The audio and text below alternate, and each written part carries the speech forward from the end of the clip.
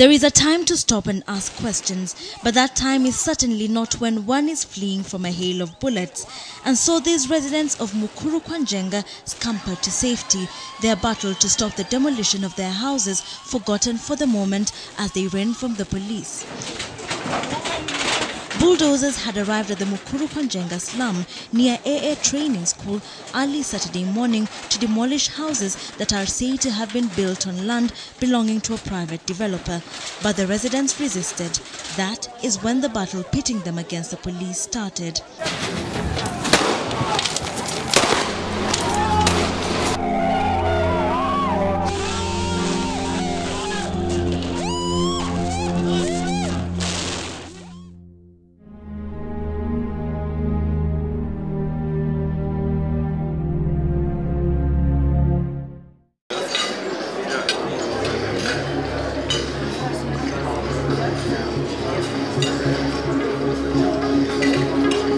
Access to land is a proxy for many other rights.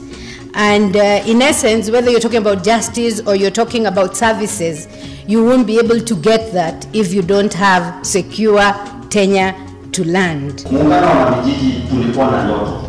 Na ndoto ya kwanza ilikuwa ni kuleta sauti pamoja. Na furaha yangu kubwa kabisa nikisimama hapa ni kwa sababu the voice of the slum dwellers. The reason why we got into it is because of the challenge the people of Mukuru faced. They were constantly being evicted from their land by the owners of the people who own the land on which they live. So they came to us and we linked up with Katiba Institute, and Katiba Institute was able to get orders to prevent the eviction. But we realized stopping an eviction is not enough. The conditions in which they live are very bad. So those conditions needed to be changed. So that is why we got together with the universities to prepare this project so that we can begin to understand better the problems that are in Mukuru and to come up with models together with the people that can begin to change the circumstances. In Strathmore, we see knowledge to be at the service of the society.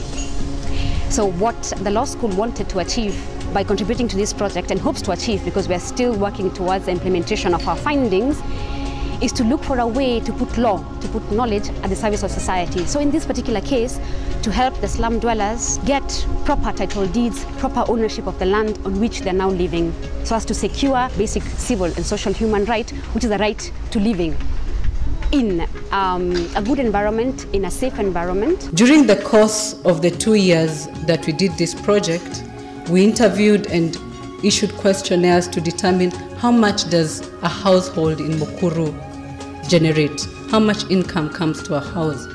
So we got minimum numbers of 4,000 shillings up to 14,000 shillings. These numbers could vary. Average was 7,700 shillings. People who perceive to have a higher level or a fairly, relatively secure tenure, they have the confidence to invest.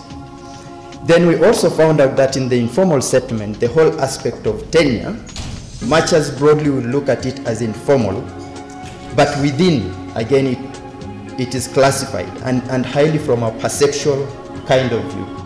I think the main thing what they're trying to achieve, and we talked about it in today's session, is just better dignity for the households in Mukuru, and that's also better respect for their rights. So more concretely or specifically, that means having better clarity around the land and the tenure that they live on, and solutions to maybe have more clarity and a roadmap.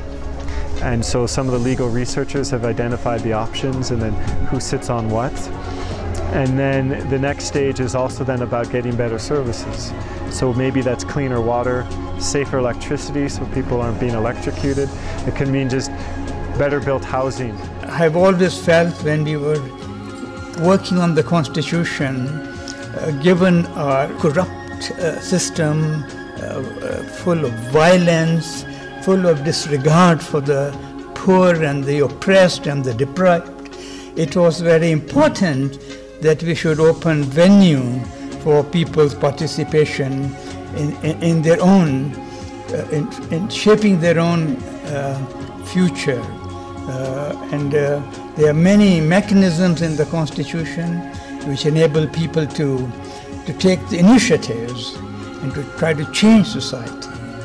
And this project that you have is a very good example of how people can take their fate in their own hands through unity, through initiatives, and through the help of friends, make a difference. Persons living within the informal settlement are very resourceful, as just was said. And being guided, we can make a very great difference, and also we can raise the GDP of Nairobi County. What the team has done is something that, if implemented, will make a very big difference for us as a country. We hope to see almost immediately probably a pilot coming up, and we have identified about 12.5 acres in Mukuru that belong to government. So we are hoping that government can agree to release that land for upgrading, and that we can all work together with the state to begin to see whether we can remodel this particular settlement of 12.5 acres.